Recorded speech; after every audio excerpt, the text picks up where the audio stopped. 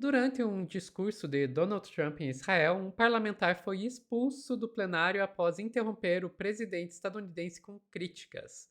O político protestava contra a presença de Trump e suas declarações sobre o conflito na região. O episódio aumentou a tensão política. Quem vai contar essa história pra gente é a Daiane Oliveira, aqui no Plantão do Meteoro.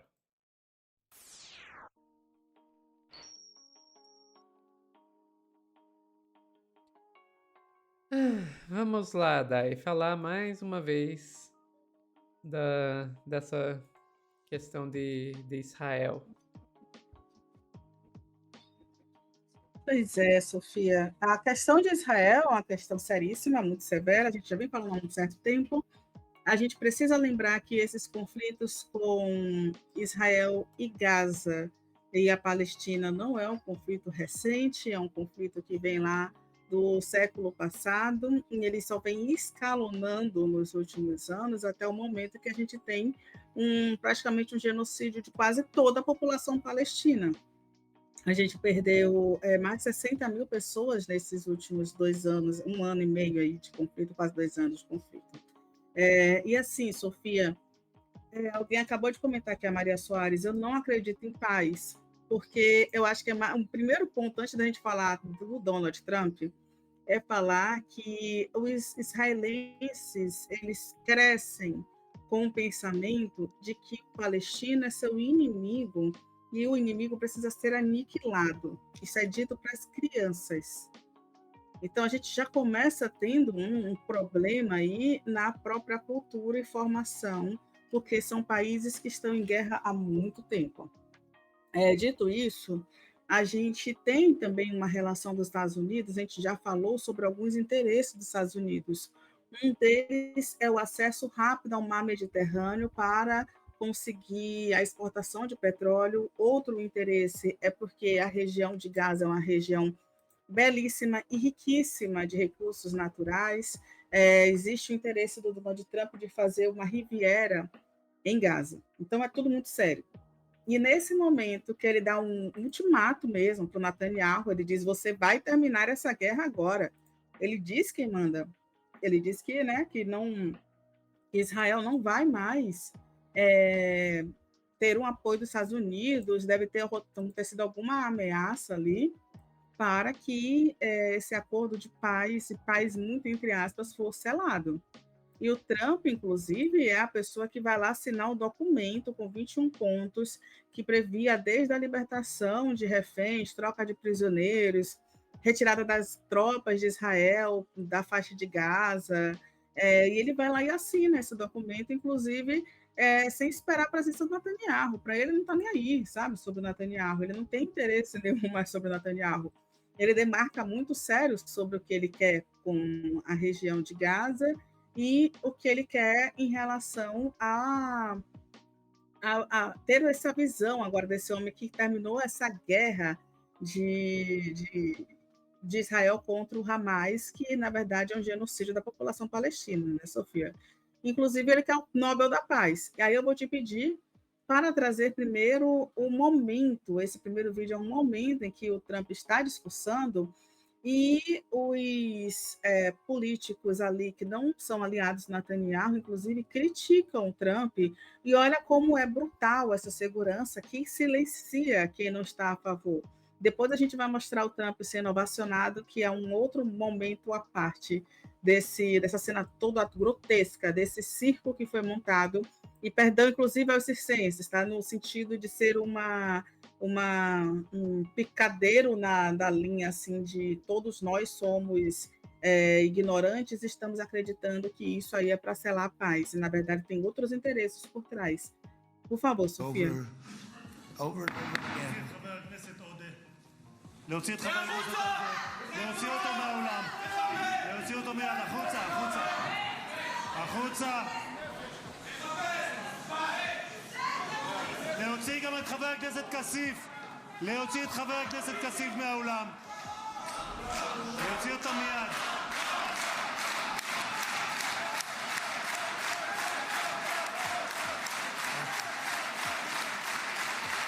Olha a violência, né?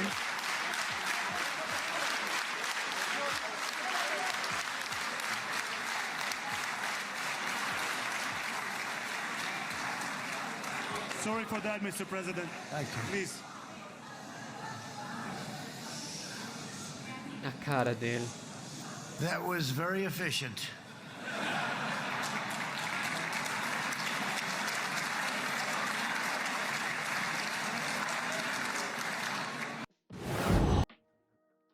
Gente, Pois é, Sofia.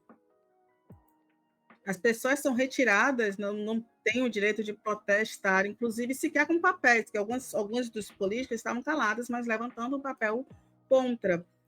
E aí a pergunta é, qual o motivo dos políticos israelenses estarem protestando? Porque eles não concordam com o posicionamento dos Estados Unidos no momento de encerramento dessa guerra, como foi o encerramento dessa guerra. O posicionamento é de que o Netanyahu, sim, deveria encerrar a guerra, mas sem os Estados Unidos ali tomando o poder e dizendo que são né, o detentor da paz, até porque até dia desses os Estados Unidos estavam mandando mísseis até para o Irã. Então é importante lembrar que os Estados Unidos não tentou mediar os conflitos e acabar com a guerra até agora que o Trump tem algum interesse por trás. E aí eu vou te pedir para trazer um minutinho do discurso do Donald Trump, Sofia, depois a gente pode comentar né, ou se você quiser também narrar de forma simultânea. Vamos ouvir um minuto da barbaridade que esse homem fala antes de ser ovacionado? bora lá. And let me also convey my tremendous appreciation for all of the nations of the Arab and Muslim world that came together to press Hamas to set the hostages free and to send them home. We had a lot of help. We had a lot of help from a lot of people that you wouldn't suspect, and I want to thank them very much for that. It's an incredible triumph for Israel and the world to have all of these nations working together as partners in peace. This is the end of an age of terror and death and the beginning of the age of faith and hope and of God. It's the start of a grand concord and lasting harmony for Israel and all the nations of what will soon be a truly magnificent region. I believe that so strongly. This is the historic dawn of a new Middle East. I want to express my gratitude to a man of exceptional courage and patriotism whose partnership did so much to make this momentous day possible. You know who I'm talking about. There's only one, Prime Minister Benjamin Netanyahu. Bibi, please stand up. Gente, Benjamin Netanyahu é um Gente. criminoso. É um criminoso. E quem fala isso não sou nem eu, é o TPI.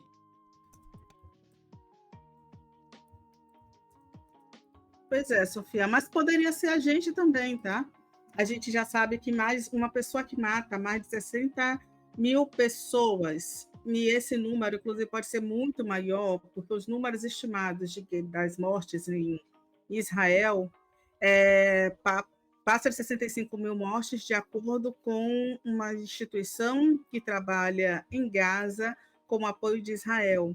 No entanto, moradores e outras instituições, como o Ministério da Saúde de Gaza, alegam que ainda tem um número muito grande de desaparecidos e o número de mortos fica entre 7 pode chegar a mais de 100 mil pessoas mortas por Israel. Isso é um genocídio. E é exatamente o que os políticos da esquerda, estavam ali falando. Para quem não sabe, Netanyahu é ultradireita, é extrema-direita. E os políticos ali da esquerda pediam, inclusive, que o Estado da Palestina fosse reconhecido, algo que Israel não tem interesse em fazer. Pede que o nome de genocídio seja dito, e eles saíram gritando, inclusive, genocídio, que a palavra para o que aconteceu em Gaza é genocídio, e é exatamente isso. A gente viu, Sofia, cenas de soldados israelenses atirando em comboio de ajuda humanitária que estava levando alimentos, e os palestinos que iam pegar os alimentos nesses caminhões eram atingidos. A gente viu bombardeio em escolas, em hospitais, em uma faixa que deveria ser uma faixa segura para a retirada das pessoas das áreas de conflito em Gaza. Isso aconteceu demais. Eles mataram civis, inocentes. A maioria dos mortos, inclusive, são mulheres, crianças e idosos. É o que Sofia acaba de falar. Netanyahu foi denunciado em Haia por crimes de guerra. E é exatamente isso. Não dá para a gente achar que há um pensamento minimamente aceitável em relação ao que Trump fez e foi ovacionado por isso. Eu vou te pedir, Sofia, por favor, só para colocar a matéria do Fantástico, que traz aqui que no discurso de Trump ele falou, né? Você vai terminar essa guerra, que foi o ultimato de Donald Trump a Benjamin Netanyahu, que encerrou uma das conversas mais tensas entre o presidente dos Estados Unidos e o primeiro-ministro israelense. O encontro ocorreu logo após o discurso Netanyahu da ONU, o discurso que as pessoas, inclusive, saíram, vários políticos de vários países, inclusive o Lula, saíram e deixaram Netanyahu falando sozinho. E aí depois teve esse encontro, diante do auditório quase vazio, o retrato do seu isolamento político internacional, né?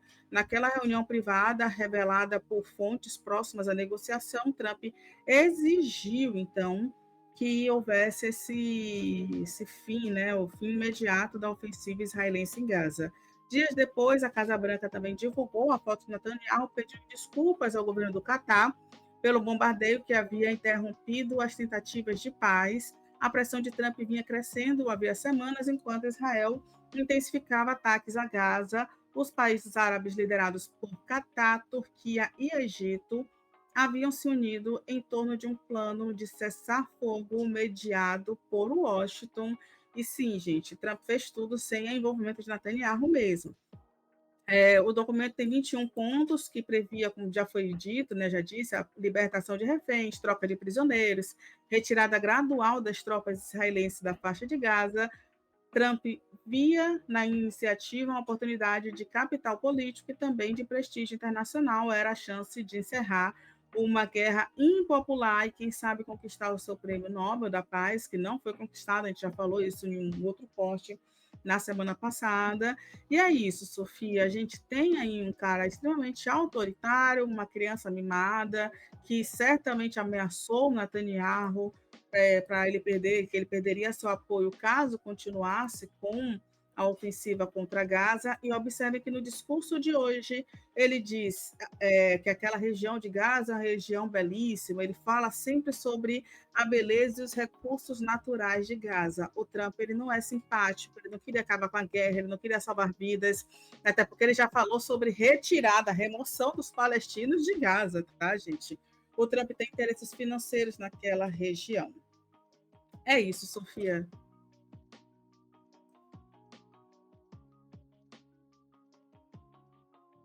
Sofia, você está mutada. Pois é, daí a gente tem que pensar que está sendo feito esse acordo de paz agora, né? Mas é um acordo de paz que, vamos e convenhamos, é ótimo que venha, porque a gente precisa parar com o genocídio que está acontecendo lá.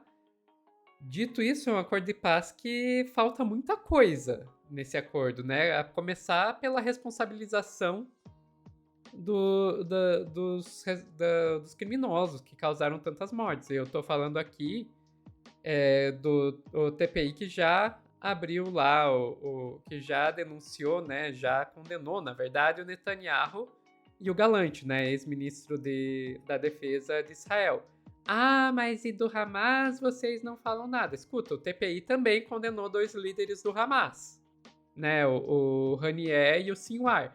Acontece que os 2 líderes do Hamas que foram condenados já estão mortos.